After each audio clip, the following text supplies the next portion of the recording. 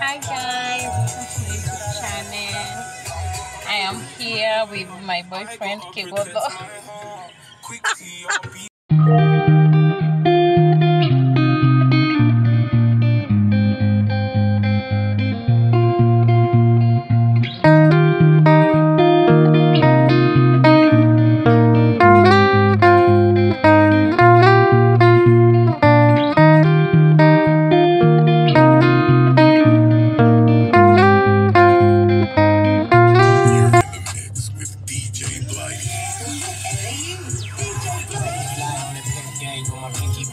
Lot of gang, lot of bitches in the icy chain.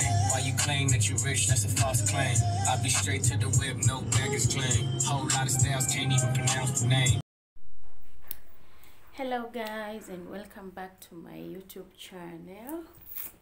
Thank you so much for, even like taking your time to watch my videos. And yeah, don't forget to like. Actually, I really appreciate that you guys are taking your time to even watch my videos. It means a lot to me, and I don't really take it for granted. Yeah, that it shows you guys are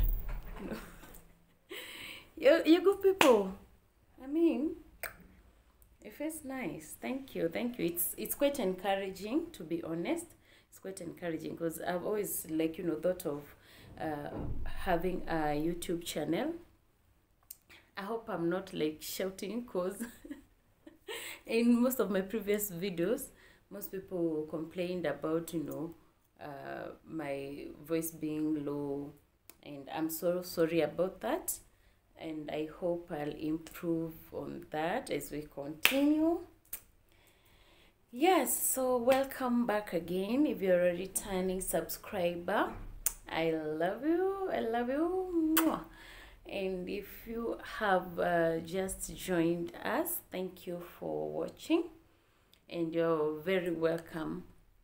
So yeah, I'm going to continue with my story, and I'm hoping to finish it on this episode, hopefully.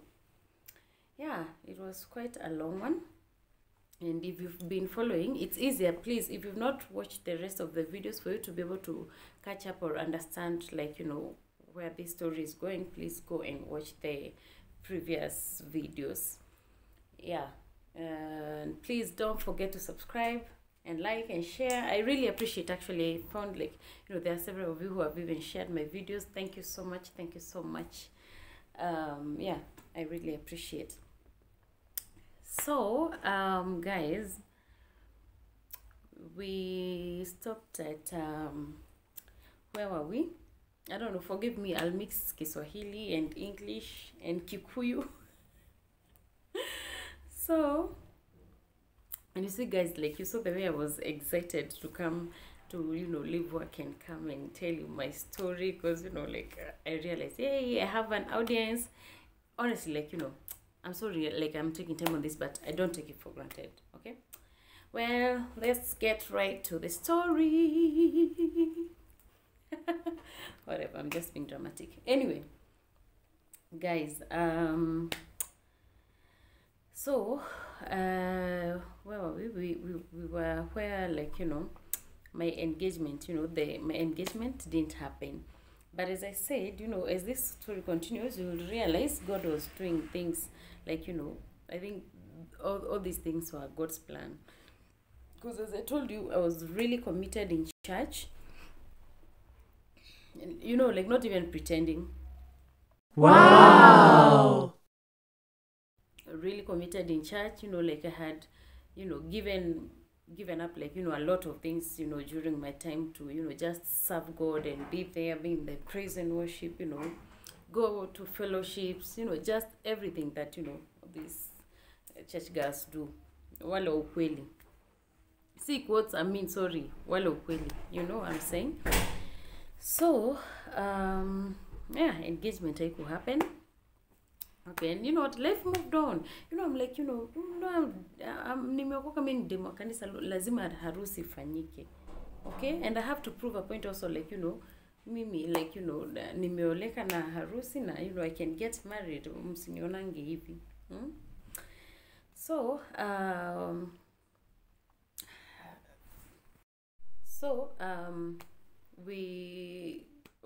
we move on, and of course in between there are, a few other hiccups that were happening, and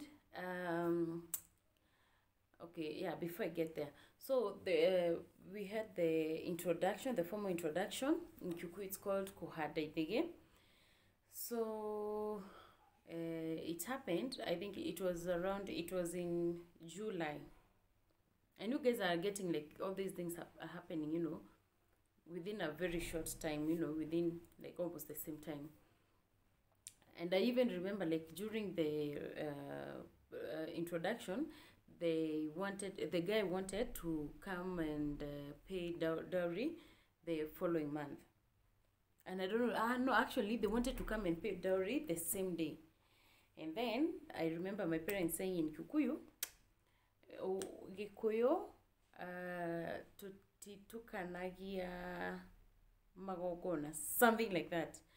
Which means to translate, direct translation, in our culture, Kikuyu culture, we don't do like, we can't have like two occasions at the same time or something like that. Okay. So yeah, so of course it couldn't have happened, and so what happened is, they did the introductions, the traditional way, and yeah, and that was that, and that was good. And that was the time, like, when we had this, issue of why I'm not posting picture, and I posted your day, but then I took it down because I don't know, whatever, just weird. So I hope I'm audible. Guys, please, okay, you're forgetting to comment there and tell me, like, something, whatever it's, something, even if it's off. No, I was scared of being trolled, but right now, like, now that we're here, I don't really care, I don't mind. It's whatever. But anyway, moving on. So the guy, we had the introductions, and then now moving on to the Ruracio. So what happened? You see, we were already like, struggling financially. Akokule with all his, lies and pandisha. Like, I didn't even really understand what type of job he was doing. But I remember very well, he used to have this personal car.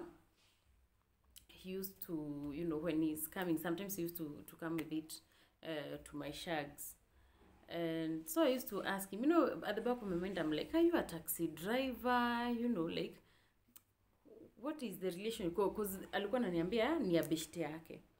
And then I'm like, because, like, ile ni ya beshte yako, but kila saa, nimetoka ku drop mtoto wake shule, like, it's always, like, kuna connection tu fulani hapo tu iko off. And then I'm like, so just tell me, like, if you're a taxi driver, what is it like? And he's like, no, what I told you is what I told you. I own I'm a 3, and I'm managing. Now the same friend, okay, now you see this friend of his, he's the one who owned this car, and the other 2 madris, he was saying he was managing, that was his job. So, I used to wonder, like, it's just too much about this friend. Because I even remember one story about, like, one time we were talking, and then he's like, you remember when I was living in Umo, because that is where I had first met him. Now then when I was still in Kole, this friend of mine was living sijui wapi, somewhere close by. When I moved to, you remember that other time I told you I was living in, I was staying with my cousin in Kasa, and he was also living somewhere nearby there. So he was telling me, like, you remember that time I was living sijui wapi, this friend of mine was also living somewhere close by. And then I'm like, okay, I don't want to overthink, I don't want to judge you, but it's too much. Then I moved to, is it Membly? The friend was also living somewhere close by. Yeah. So in my head, I'm like, I'm not that dumb. So I'm like, nafuatana mkienda wapi? Like, it was just not adding up. But then, wait, we're getting married. I mean, like, what are you trying to even think about Marion? Like, what is wrong with you? Hmm? You know what I'm saying, huh? All those things, like, you choose not to see the negative side of, or the truth, or even the fact. You just paint a picture of it, or, you just paint it blur and make it like look like it's okay, like, there's no problem, everything is fine. Okay. Yeah, so that friend of his was a bit concerning from the beginning, because the friend used to pop up, quite a lot, I was doing this, my friend helped me, I needed this, my friend helped me. Remember, the cars he's managing are also belonged to the friend, this personal car, I want to patia the gari, it also belonged to the friend. So, well, yeah, so what happened, I'm trying to, like, make this story short, so that we can wind up, and then we can actually move on to other things and even better things. It doesn't have to be all, like, sad and everything. So okay, now we are in Ruracio. We're here planning for the dowry. Remember, so of course, that this historia vitenge, kumach vitenge. But then, I reason, as I said again, like, I reason a lot. As much as I seem like, I love the good life and whatever, I reason a lot. So I was reasoning, and I'm like, we're not that, financially capable to do, this, what I would have wanted at the moment. So I was like, it's okay, we can do, of course, kitenge, but I'll do my stuff and you do your stuff. Then, so long as we're looking good and the day ikuje ipite, we'll be fine. And then the guy, you remember, kama ile time ya the engagement, the he did to my friends. I go like, no, apana. He's even the one who's suggesting zenye anataka. On God, like, anybody would think, like, that one came from me. It's obvious, like, it would have come from me, but I was reasoning, and I'm like, hatuna yo do. Number one, like, we don't have the money, so we can't start thinking about even those matching vitenges and, everything that, could be quite expensive. Say, apana. So the guy is like, no, we have to do those kitenges. He's even sending me the, designs he would like. Sijui nini. He wants us to match like this. Hey, okay, and I'm like, what about the money? He's like, no, don't worry. I got you, girl. Like, what are you saying, huh? So, okay, and I agreed, and I was like, wow. Anyway, and I was like, well, okay, so we do what? We do the kitenge and we match whatever. So tanunua material. Me already remember my kabiz kameenda chini, because if anything, like, pesa zenye kwa natengeza mingi zilikuwa zinaenda kwake. So I was not able to even, like, restock. Of course, I stopped, getting things from Dubai. So I was trying to, like, get them locally, especially the perfumes, So it was getting thick, and again, I was actually getting very stressed through all this, because I'm telling you guys, there was, like, quite a lot that was going on, and I was not happy. You know what I'm saying? So it was really hard for me to even focus on, like, my job or whatever I was doing. But I mean, like, I tried to stay open, but it was, there was not really anything, like, that I was doing there, because my cabiz, like, had gone down, and it was very fast, because it was not like a huge business. It was, it was still small. So for somebody else to come and take out even, like, more than I'm even having, of course, lazima tu ingeisha hivyo. So you see, guys, so of course, like, now it seemed like the bigger part, I'm now tegemeaing him. when it comes to even like stuff like, you know, buying the clothes and nini, it's him. So nikamwambia, oh nini, me of course, you know, I don't have the money, so utanipea pesa ya kununua kitenge. Then I knew some very nice designers up to date. Actually, they made me a very nice dress for that time, and you know, yeah, they're very nice actually. Kitenge world, I can say that I have not talked to them. I'm not like trying to promote them, but maybe I am without their right. But yeah, they make very nice kitenges or vitenges. So yeah, I knew about them, and my sister Betty had helped me, you know, like to get to them. So I told him like, okay, so we'll go to their best designers if, you know, this is what you want. But actually I remember our best couple, the lady had actually suggested a more affordable person. You see, like what I'm telling you, we were trying to reason. She had suggested a more affordable, you know, tailor, and we even went there.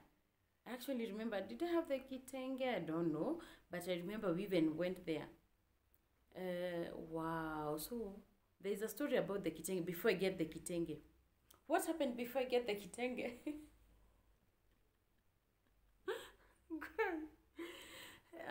Let's just laugh anyway. Before I got the kitenge, so the guy told, you know, when you're in shags, okay, or maybe rather for me, what used to happen, because I was in shags, and you see like sina hizo pesa za kushinda nikiwest or kushinda nikimove or wherever. So what used to happen is, like, when I decide I'm coming to town, kama ni Monday, even if ni siku ya kununua stock, so and I know, like, you know, naenda ninunue stock, kuna nguo nataka, kuna kiatu nataka, niende nisuku nywele, nikirudi ushago, story ya town nimemaliza. You get what I'm saying? So like you come, it's like a one-stop shop. Like you finish whatever you're doing and go back. So I had put all my plans together, nini. So I decided, like, you know, I'm going to stay at my sister's, Betty, so that I finish up with those things. Na ninunue kitenge, we peleka out to the fundi, not the one who had been suggested by the by our best couple. Okay. Nimaliza, then I go back to shags, niendelee na shughuli zangu. So I came to my sisters. Haya, day one, mia anangoja pesa sasa, nitumiwe, I go get the kitenge. Day one, oh. Day two, story. Day three, hey, brother. I'm like, you know, and again, I remember, I don't know if it's something like my sister was supposed to, they were supposed to travel with their family or something like that. So, singeka uko day 3 and 4, you know, I had to, like, you know, start moving. Because, I mean, like, these guys are going to travel, na nikirudi ushago, you know, ni noma.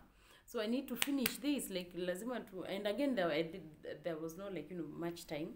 So, I need to buy the kitenge, nipeleke kwa fundi, then I go back to shags. Hey, we are trying to contact the guy, mteja, sijui nini, anawasha simu, story, gari ilishikwa. On God, all the time, hiyo ndo ilikuwa story. Gari imeshikwa, ama sijui ni makanga, ama sijui now the friend, sijui kuna nini imehappen, sijui anafaa kuendea mtoto wa friend yake shule. Stories tu hazikuwa zinaada. So siku ikafika finally. Hey, hii siku my sister alikuwa na travel. Hey, son, nikamwambia, you know what, my sister is traveling, so please try and make effort and send me the money. Na sio pesa namuitisha ni ngapi, sijui ilikuwa ni 1,000. If it was more, it was 1,500. On God, mnajua tu kitenge kwani ni how much, you know.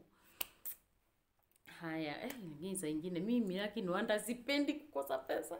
Sipendi. If there's something yenye inanipeanga stress, ni kukosa pesa. Guy, kukosa pesa.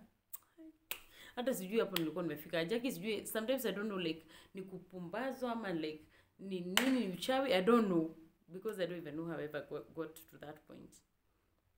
Because remember guys, I told you, mimi nilianza kuwa na pesa at 17. So kukaa bila pesa, I always feel like I'll go crazy or something. Anyway, Haya siku ikafika na please tubai kitenge niende ndo hawa nao pia waende shughuli zao. Haya akaniambia kesho asubuhi na kutumia. Okay? Asubuhi kijana mteja. Mimi sitangu alikuwa anacheka anaanguka. So we are laughing but deep down I'm like, "Hey, what the fuck is this?" Seriously. Wewe ndio ulisuggest hivi, wewe ndio ulisema hata tukuje sijui tuende kwa fundi wa gani. Haya. Asubuhi imefika. Ako mteja. Haya, my sister is traveling. So nimepewa like niko na ka time limit up to I don't know around 11 or something like that. Kai, sasa mimi nikakaa nikamwambia sasa huyo amezima simu itakuwa aje? Itabidi tu mimi nirudi ushago, hii story sasa ipotelee hivyo. Kidogo akaasha simu. Nikamwambia kwani kulienda aje? Story tu bado. Nilishikwa asubuhi sijui nini. Kai, mimi sijui makarao ni kama alikuwa na magnet ya nini, magnetic to makarao. Juu kila saa tu gari yake imeshikwa magnet. Ni yeye ameshikwa magnet, I don't know. Haya. So, sawa, but lakini nakutumia saa hii. Haya, so, kidogo akakaa tena nini kuzima simu akiwasha, but alituma. Thank God, alituma at around 10 alituma. So, si tunajitayarisha tutoke. Cause I think, sistangu I think alikuwa anataka but alikuwa nipeleke ndo sasa aende. So, okay. So, akanitumia pesa. Before tutoke, saa ni around saa 6 hivi ama sijui. Kitu kama hiyo, sorry. Tukitoka, akanipigia. Hello baby, nini sasa? Poa, nilikuwa nakuuliza, ile ndo nimekutumia. Umetumia?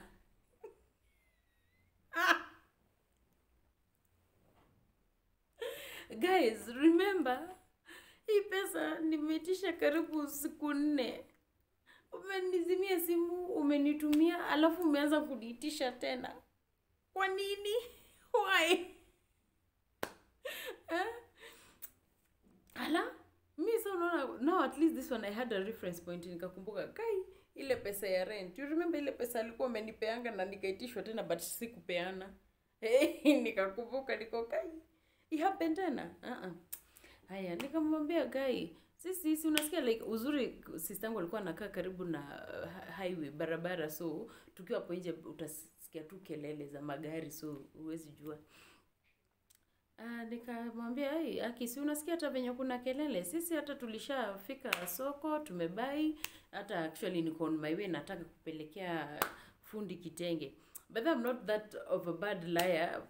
Watu wanaezona kama mimi ni mwongo sana, but I think those lies zilikuwa zinaniokolea by the way.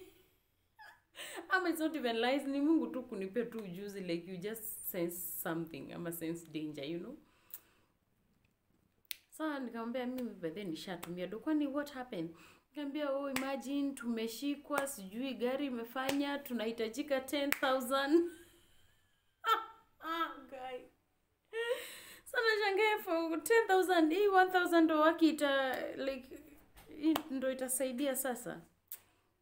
Nikamwambia by the way, ungekuwa tu na hiyo pesa ningekurudishia, ningetumia au makaraundo waachilie gari nikurudishie saa hii.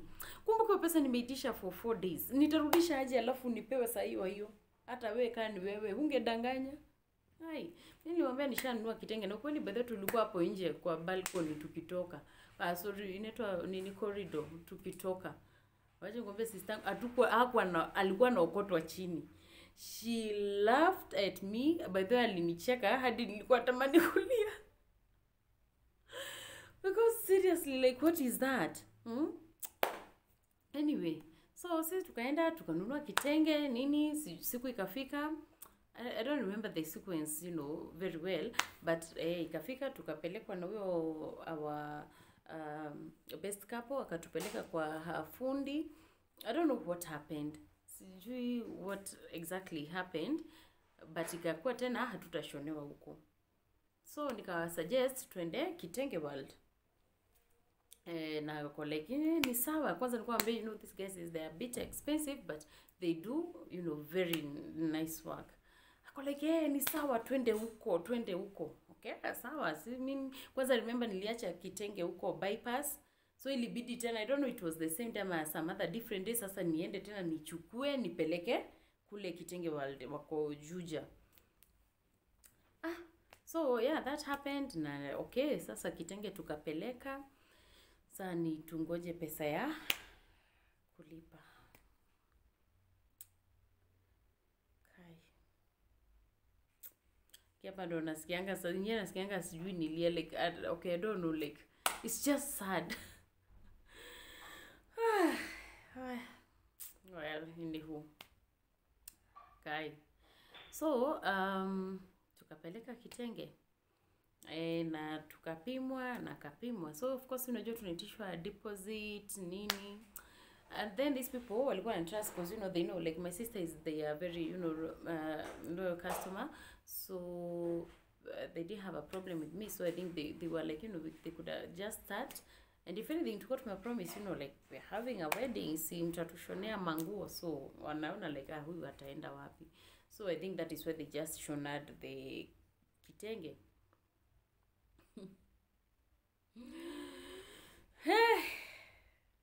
Yo kitenge nakwambia ilileta story.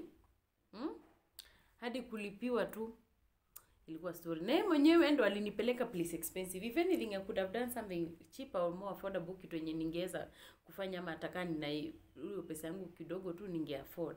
Sasa yeye ndo amenipeleka place hata ku expensive. Kitenge yenyewe sijui ilikuwa, but it cost me I think around 5k then. It was around, if I'm not wrong, I'm sure it was 5,000. Mnikumbusha kina Betty and the rest. But I think that was the amount. So unaona amenipeleka place expensive na halipi. Na yeye ndo aliniambia niende, it's okay, atalipa. Mimi wacha nikuambie aibu. Hakulipa. Kitenge ikashonwa. Tukavurugana juu sasa nataka pesa niende kitenge na hanipei. Ni story tu. What happened? And I always say, like, you know, I didn't know by the way then, but my friends told me we're best couple ndio alilipa. Hapo nampeanga thumbs up juu pia yeye she covered for me, at least sikuaibika. She's the one who paid. What I thought is, like, my friends wali cover na, like, ni wao wamefanya. Juu wako anataka tena ikae aibu, like, atina side already na best couple. Me, honestly, I could say, like, you know, I think, you know, God had given me very good friends. And, you know, watu tu, like, wakukufa na mimi at that point. Honestly, like, you know, I owe them that. So, yeah. So kitenge ililipiwa. So the guy didn't pay. Ilibidi my best couple alipia kitenge. Na funny thing, tukienda kuchukua yetu, na I think ililipo hadi na yake, if I'm not wrong. Hadi yake ni wao walilipa. So tukienda kuchukua kitenge, tukapata yeye ashachukua yake. Some people just so weird, by the way. Tukapata yeye amechukua yake. But anyway, whatever, you know, at least, like, you know, me kiangu ilikuwa imelipiwa. And if I remember, like, mimi sana mimi nilikuwa nalipia za kina madhe, but then I remember why singe afford kulipa yangu. At least alini promise kunisupport na yangu, but me, you know, like, nilikuwa nalipia ya my mom, my sisters, you know, kwetu tuko wengi. So my sisters and also my dad. So you see, and of course, like, there are other many things that I was doing. It's not like, honestly, but I don't think, it's not like I was that broke. Yes, I was broke, but still mbaya. At my level, like, nilikuwa tu bado sawa kufanya a few things.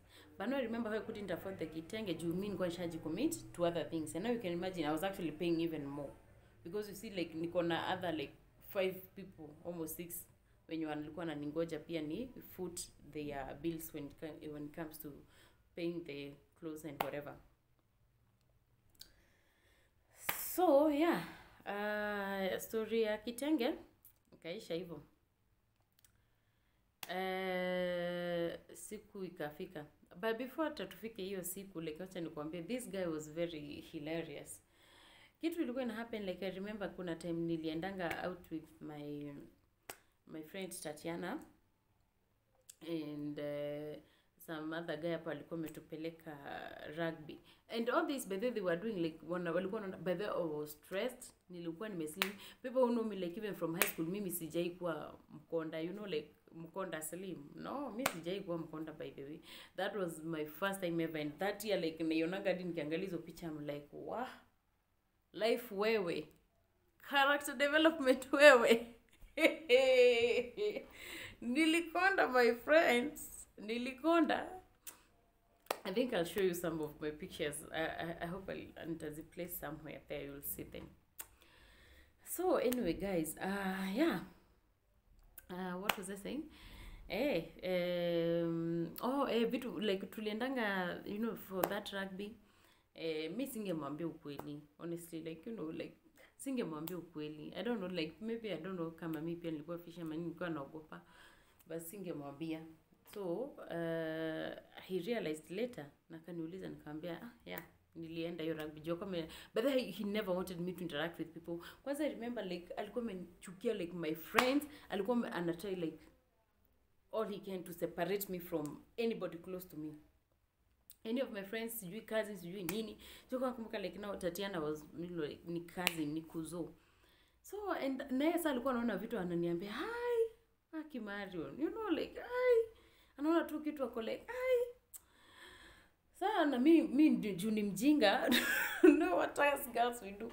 Ukiambiwa kitu about your boyfriend or your man, unaendanga kumwambia, "Imagine my friend alikuwa anasema this and this." So he was like, "I'd never want to see you like, you know, near that cousin of yours." Kwanza namchukia sana, sitaitaka, hata siwezi taka kumuona. Alafu narudi naenda namwambia, "Imagine na yeye alisema." Nilikuwa kajinga.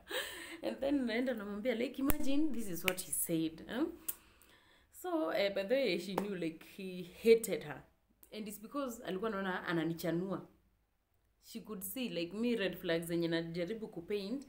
Unajua unaona ni red, like iko toto red, but unaanza kuweka color green, black, ikae Kenyan flag. So it's not that red, you know what I mean? It's not all red, I mean, what are you saying? Basa yeye alikuwa anaziona na anazipoint out ako like, "Hi, aki hapa hapana, aki hapa hapana." So anywho's, yeah, that is the type of, alafu kunisema hadi kwa Madhe, alikuwa anaenda anambia Madhe, "Imagine Marion alifanya." And guys, I mean, wacha niwaambie parents, especially when it comes to moms, in most cases, or what for me I know, wanajuanga most of these things, they know, like, so watu ukienda kumwambia collect, wanakuwa wanajua. So naenda kunisema, "Oh, sijui aliniambia nisiende hiyo rugby na bado nilienda." Ati kuna time nilisema sijui nimeenda wapi, na kumbe I was with my friends sijui wapi. And then sasa naambia my mom, "Ati unaona ile time alisema ameenda sijui wapi, alikuwa place fulani." And then my mom akoleka, "Kwani Marion ulikuwa wapi? Si ulikuwa kwenye uliniambia?" And then I'm like, "Eh."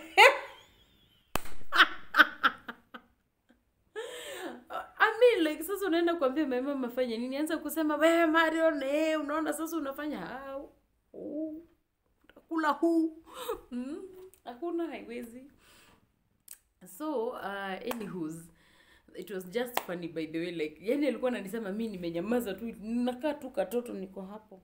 Nasema tu, "Marion alienda, alifanya." Sasa anaambia mamangu, "Mama koleke, Marion si huko ndo ulikuwa?" Na mimi koleke, kwani like I remember those scenarios, they were very funny. And then they were not funny. But then nilikuwa nakasirika, niko tu hapo mimi nalia. So nashangaa like mbona unakuja kunisema kwa mamangu na mimi sikusemangi. You know. Anyways, I don't know. Haya, so tufike kwa Ruracio. Okay. No, before the Ruracio, guys, you remember there was a baby mama. So this baby mama, we had planned with a friend of mine Nikamwambia, you know, like me, I was not really comfortable. Afu nilikuwa naogopa and I'm wondering like, me, by the way, me I'm the type of person who will overthink. Utaniambia kitu afu nianza kufikiria mbona umesema, useme like you was before, you're supposed to say she was, useme was she. I start thinking like, and maybe wewe umefanya makosa, you are supposed to say she was, but umekosa ukasema nitaanza kufikiria mbona alisema was she, ama alikuwa anamaanisha hivi. I will overthink, I will put everything into, you know, I'll take it out of context and everything. I'm that type of person. So me nilikuwa like nashuku tu, and I'm like, why are you covering for your baby mama? Why are you like scared like kumwambia, you know, because I used to tell him, you know, since we are getting married, let's just meet your baby mama. But that is the type of person I am, to be honest.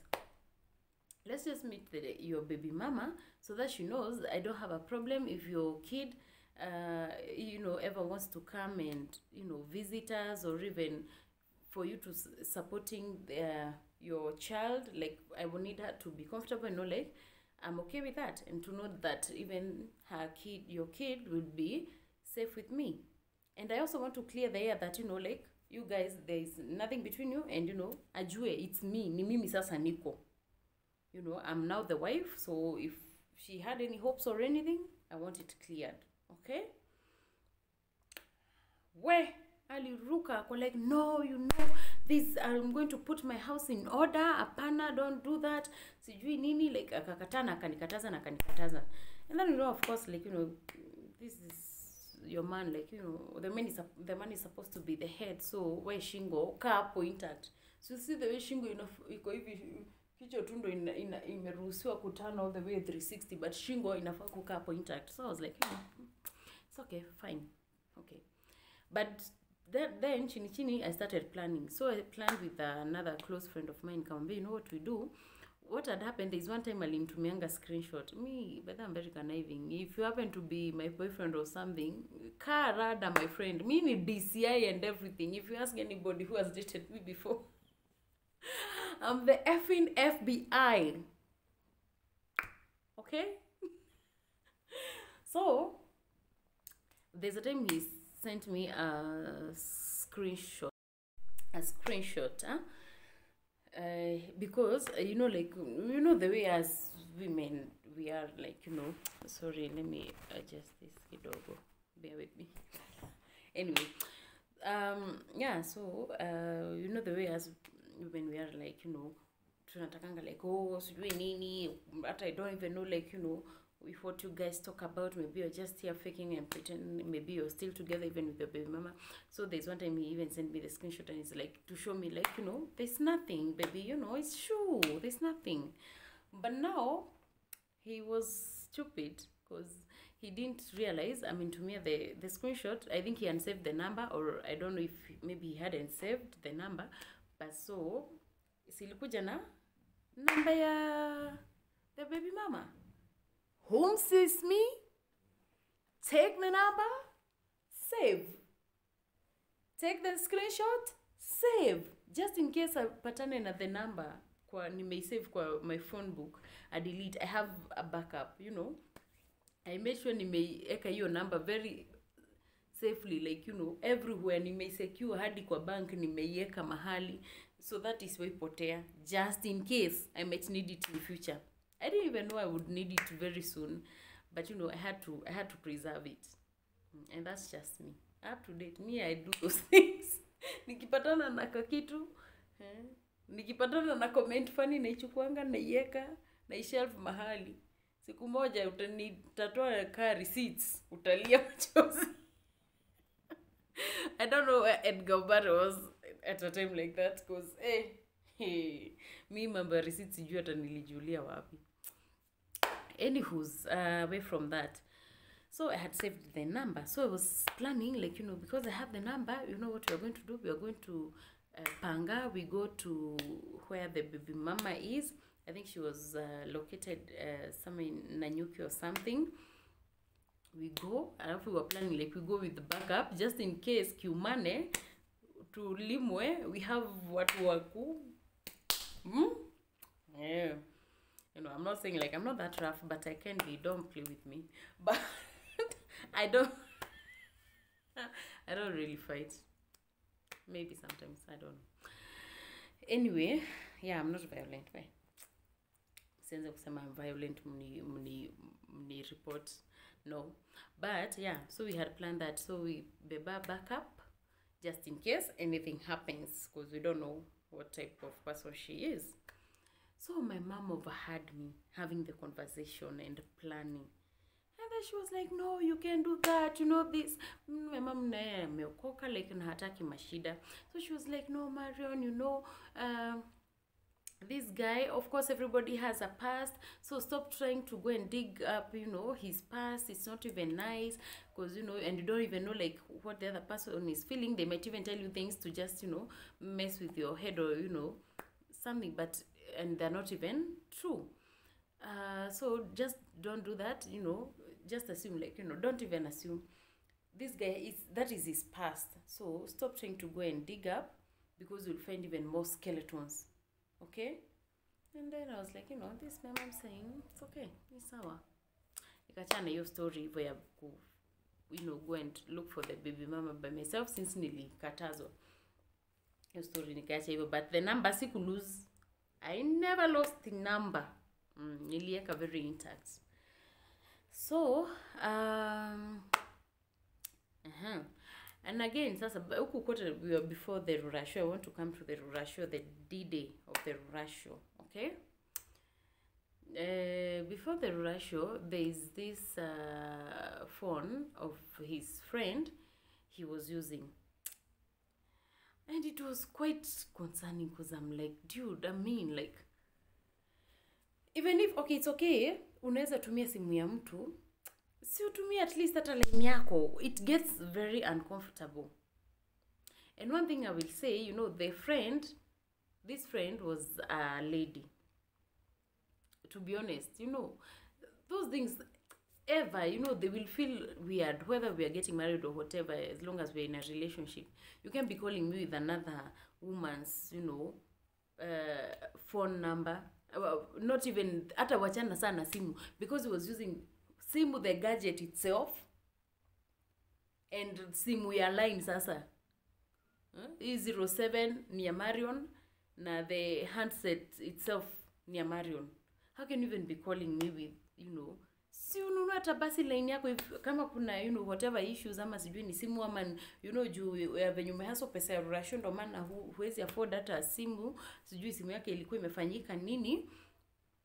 Nunua hata line, please. Line ilikuwa ni 100 ama ni 50, something like that. Please, line, nunua line hapo. I'm not comfortable chatting with you na, you know, kuongea na wewe through another woman's phone.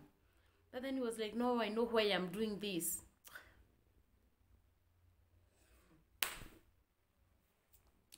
Now, usasa utadu. Sinu unakubali tu na lazima muongee na bei. Na, you know, kwanza, especially at that very crucial moment and time, because, you know, we are planning, you know, we have a Ruracio ahead of us, and, you know, it involves a lot of planning and kupigiana masimu na kila kitu. So, guys, yeah, it was very uncomfortable. Kwanza, that phone thing ilinisumbua, by the way. It really bothered me. But, you know, nilikuwa like, it's okay, you know, he knows what he's doing. So, I have to know in my head, I'm like, kama maybe amekopa sana, akijua ndio akuja nilipie mahali. So, maybe he has too many debts, so he doesn't want people to, you know, look for him. And maybe he feels like even getting another line, people will still find him, you know, just, you know, the way we try to make excuses for, you know, an abuser, because, you know, that was also an abuser, like, whether emotionally or whatever he did. Mtu kama huyo, like, mwenye ako, and for him he was a narcissist, like, you know, capital letters, a total narcissist. So, you know, try to make excuses for them. You know, you don't want to see the fault in them, and they never allow you to see fault in them. It's always somebody else or something else, okay? So, hiyo story nikatupilia mbali. So, tufike siku ya Ruracio. Before siku ya Ruracio, actually yaki nakumbuka vitu mingi. This guy, remember, like, kuna times hata tulikuwa tunaenda kumit my pastor. alafu anakosa kushow up. Seriously, like, who does that? Yani, by the way, it hurt me because I was like, yani, how unanifanyaje madharau hivyo? Like, we have made an appointment na pastor. Anaanza kumake up tena hizo stories zake za sijui gari kushikwa na sijui ni ameshikwa. I don't know why he always had those stories. I don't know why I'm getting kind of emotional. Sijui nitatoa wapi maji. Na feel kitu kinapanda hapa, acha ndio najaribu kushukisha hapa, sijui kama itashuka. Ninoge kidi, ile kitu inaitwa kidi. Something is choking me here, by the way. And I don't want to cry because I don't even know. Like me, I'm very emotional, by the way. I don't really want to cry because I don't even know who I would be crying. Na nikilia mnisamehe. But anyway, let me just breathe. I'm sorry. So yeah, we made an appointment with my pastor. Akakataa kushow up. Let me tell you guys, there were a lot of red flags that nilikuwa tuna ignore. I don't know why I was even ignoring them. Okay? I actually had to go and get water. Anyway, so what I was saying, yeah, it was very, annoying and disappointing. Like, that time we made an appointment with my pastor and he didn't, like, even show up. So, yeah, and now we had to even reschedule the appointment. Let me tell you another thing that made us laugh. And it's not even funny. Never, ever, ever will I ever allow a person to disrespect my parents like that. Honestly, that was very disrespectful. Comment and tell me, like, if it were you, unaweza do. Like, I don't know, like, if it were you, you could have continued with this guy. Imagine there's also this time, before now the Ruracio now, we are nearing the Ruracio day. The Ruracio, as I said, is the Dowry day, yeah? We had a meeting.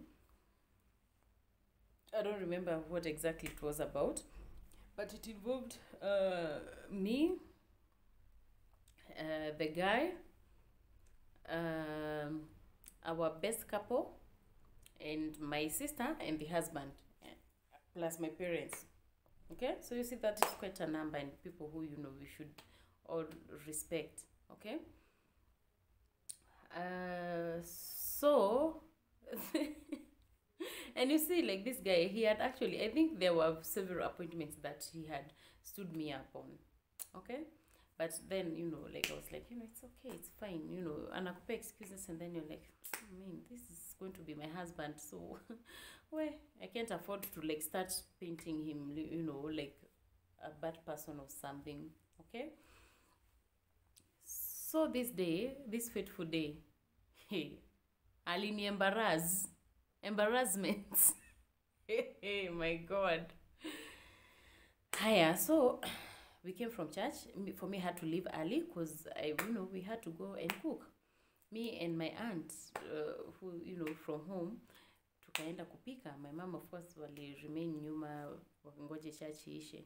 So we went. I don't know if I'm thinking, like, we were even with Joy. No, she was not there, but we were with my aunt. So we went home and cooked. We actually made I think it was chapos and pilau, some nice food. We're having guests, and especially my boyfriend, my fiance, my future husband is also coming. So lazima we impress. Guy. Hiya, so we went and cooked. Hiya, so of course the first people to arrive home were my parents because they're also expecting guests. The second couple to arrive was I think our best couple. No, my sister and the husband. And then our best couple arrived. Tunangoja nani? Mgeni mtarajiwa, mheshimiwa. Guy. Where? Sema kushow up. Karibu akuje. Karibu akuje. Let me tell you guys, we ate our food, drank our tea, told our stories. Kangeve. Let me not call him Kangeve because that was not his name and people might assume that was his name. I call him Dofoli. Dofoli never showed. Guys, imagine he didn't show up. Hakukuja na hakujali. Tunampigia simu. My sister by the way alikuwa akibeti, God anakuona. She was always laughing at me. I don't know kama alikuwa naona but hakuwa anataka kuniambia what it was. She was always laughing at me because I remember even at this day, and I think for her because she had seen a lot of things. Alikuwa there like I remember at the story ya Kitenge, she was there, so she had seen a lot of things. So I think alikuwa naona tu akiwa some funny character, nika cartoon, okay? So he didn't show up. Hakukuja by the way. Guess what he said? So it was heading to 9 p.m.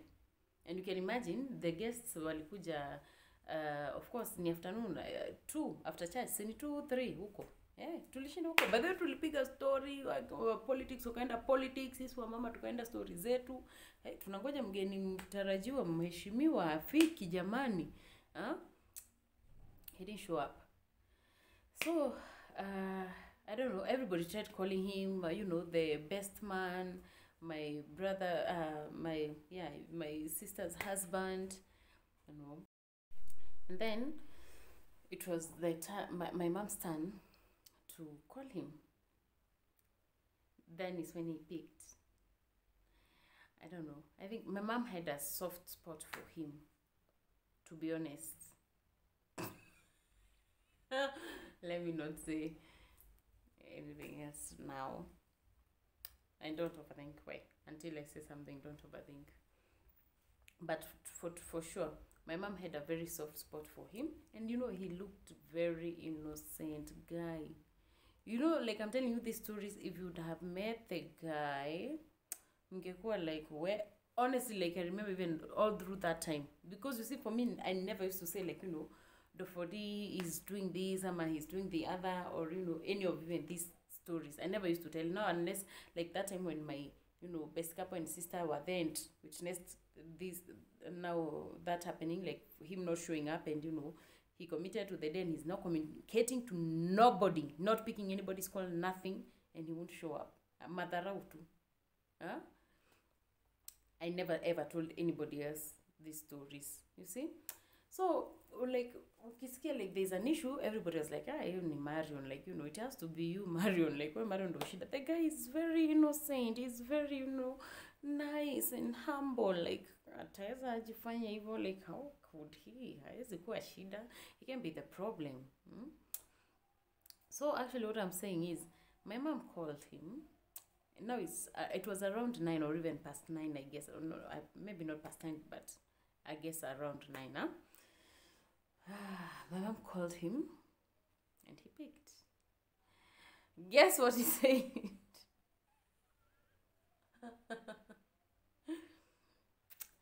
Alifaint.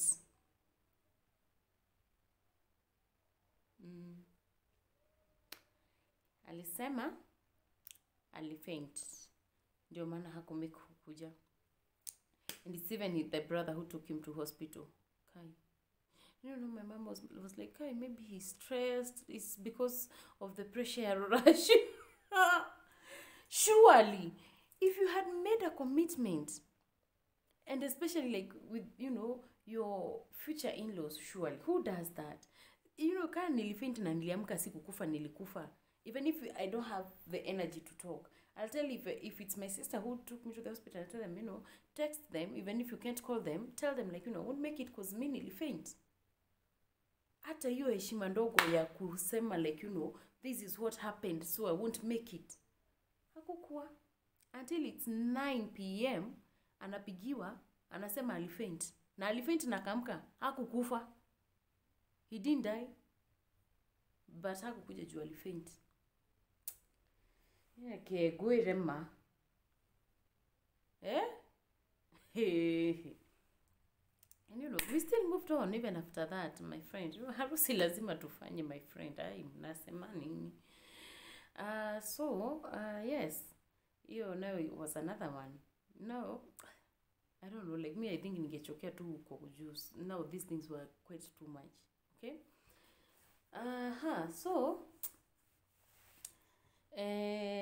Yeah, hiyo siku nayo ikapita hivyo, na hiyo story tukasahau na tukasema it's okay, like you know, the guy akona pressure ni juu ya Ruracio, so we all have to understand.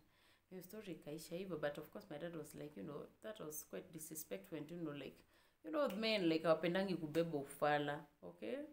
So I'll feel some type of way na kazusha sana, but he had to calm down. You know, this is going to be your future son-in-law. You have to, you know, put yourself together, brother, okay? So turudi kwa siku ya Ruracio. Haya, you see the guy already hana simu anatumia ya some other lady hapo. And then siku ya Ruracio, I remember the nights prior to Ruracio, what happens, or what I heard or was supposed to happen according to, you know, I don't know if it's a home or the Kikuyu tradition. The guy is supposed to do what? To give money so that they can buy food, so that our family can buy food that is supposed to be cooked on the Ruracio. Okay? But that didn't happen because my mom is so lenient, and you know, she was very understanding, and you know, she didn't hakuwa anataka kufinya kijana wenyewe, he didn't want him to strain. So my mom waka-agree na yeye huko chini ya maji. Kwanza my dad was very annoyed because hakujua hiyo story. Ka-agree, like you know, you guy akasema yeye he's capable of, you know, like kwa ni kwa waru, so anaenda kuja na waru masaks kadhaa na ende atafute sijui nini, like yeye alete the food, okay? Asitoe pesa, alete food yenyewe hizo, you know, za kuprepeiwa sijui minji, whatever those things. So he will bring them, okay? Ni Friday usiku ama tuite jioni. Si mnajua tu ushago, wamama wa ushago, they came, very nice women. They came to assist my mom in preparation of the food to be cooked the following day. We actually had, I think, caterers. Yes, we had caterers, but, you know, they had to assist in preparation. I don't know if it's like more of tradition, okay? Walikuja, walingoja, wakangoja. Chakula ilikuja wapi? Haikukuja. Ilikuja, but ilikuwa inakuja around saa 2 ya usiku, sijui 7, 8. So of course, you know, wamama ushago, they are busy women. Kuna ngombe za kukamua, and hata kasi ngombe wako na, you know, TV shows za kwenda kuwatch. So haizi kaa hapo ngoje. You know, even in my head I was like, I know those women maybe walifikiria mama Mari unataki tumsaidie ku prepare, or you know, I don't know, maybe she's not comfortable. In my head that is what I thought. Because it was weird. You siku ya Ruracio, of course, you're very called off or cancelled. Poleni sana usingize.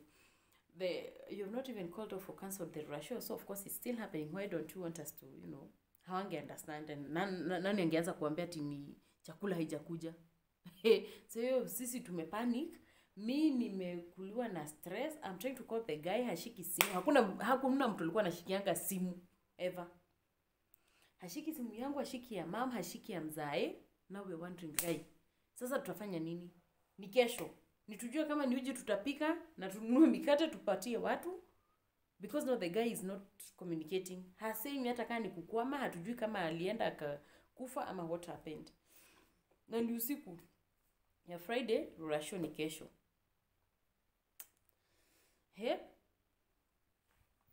So the women pole, mimi wacha nikachune majani, wacha nikakamue, wacha sijui niende sukuma wiki, sijui mtoto wangu.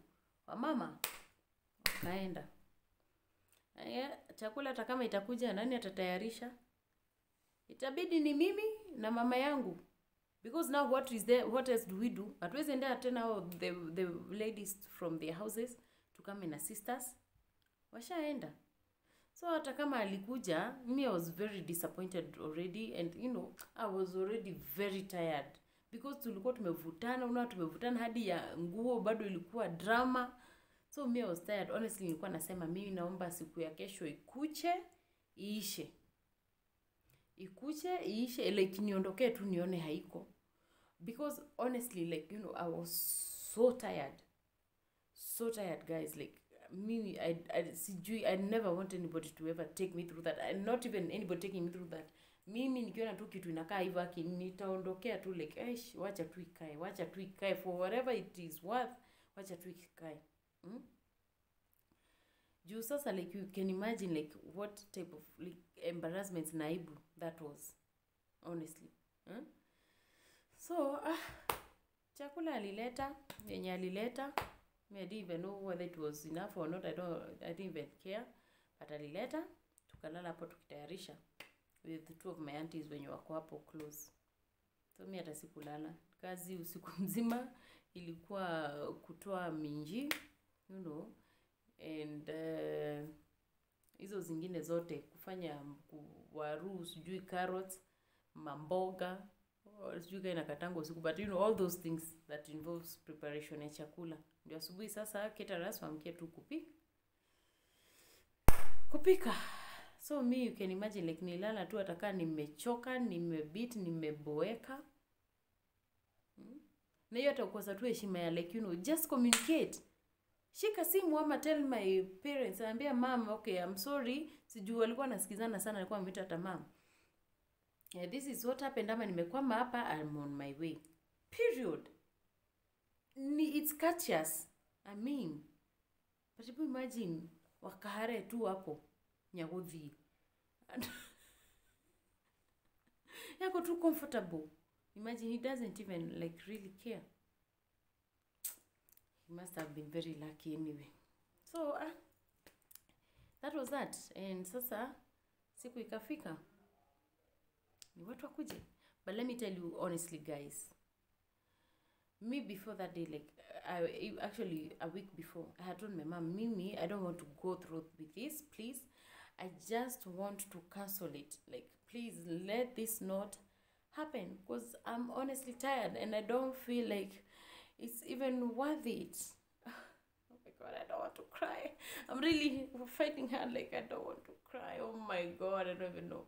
I don't want to cry because, you know, I'm like really trying to brave myself to tell this story, because most people don't know my truth and they don't even know like what happened. And most people judge me after, you know, whatever happened. But most people never really cared to know, like, you know, oh my God, I'm sorry, like what was true and what went down. It was a lot of, you know, it took a lot from me. And for me to even be courageous enough to tell you guys this story.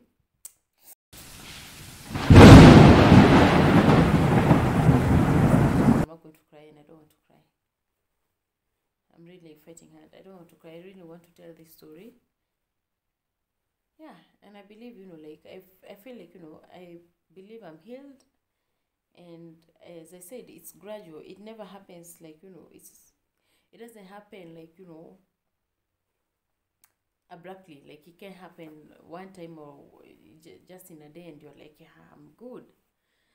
Some of these things, you know, they still, you know, trigger me because, you know, I think of them and I'm like, you know, why did I even have to go through all that? Like, why did I even like really deserve to go through all that? No, I didn't. Okay, but what happened. Yeah, so guys,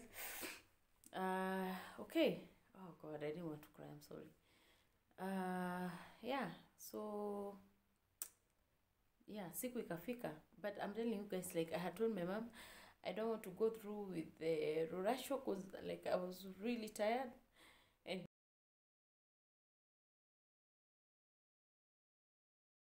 it was taking a lot from me, and I was feeling like, you know, it's not something that I wanted to even be, you know, like I wish it really never happened, because like I didn't want to like ever tell such kind of a story, like oh my god, you know, maybe if the rush didn't happen, a lot didn't have to be said, or I didn't have to, like, you know, I don't know. But anyway, all things happen for good. It's all I can say for now.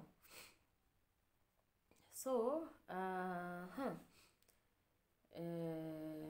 yeah, but okay, what my mom told me is like, you know, we have invited a lot of people, so what are we going to even like tell them? What are we going to tell them? Like, why is the Russia not happening? And I always own up to, like, you know, it was a selfish move, because you know, even for me, I thought, like, you know, Kai, you know, my mom at the moment, I think she was a cheerleader wa mama kwa kanisa. She's, you know, she's known very much, because, you know, she has also been a very committed woman in church. And then pia mimi niko hapa, niko kwa praise and worship and everything, nitaambia watu nini? Yeah.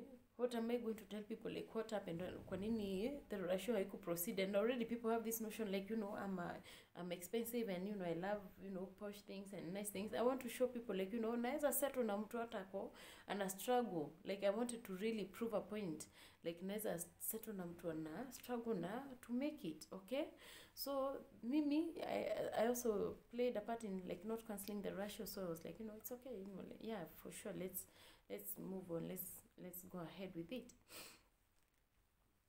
So siku ikafika, and now guys, because I don't want to cry, allow me to, you know, proceed with this story. On the next episode, I'm going to wind up on the next episode. I'm really sorry that I was not able to wind up today, but I promise I'm going to wind up. I'm so sorry, guys.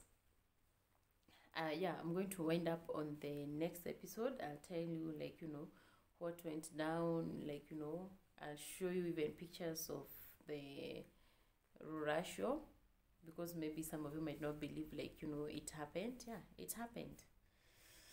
Yeah. Yes, so I'll show you the pictures,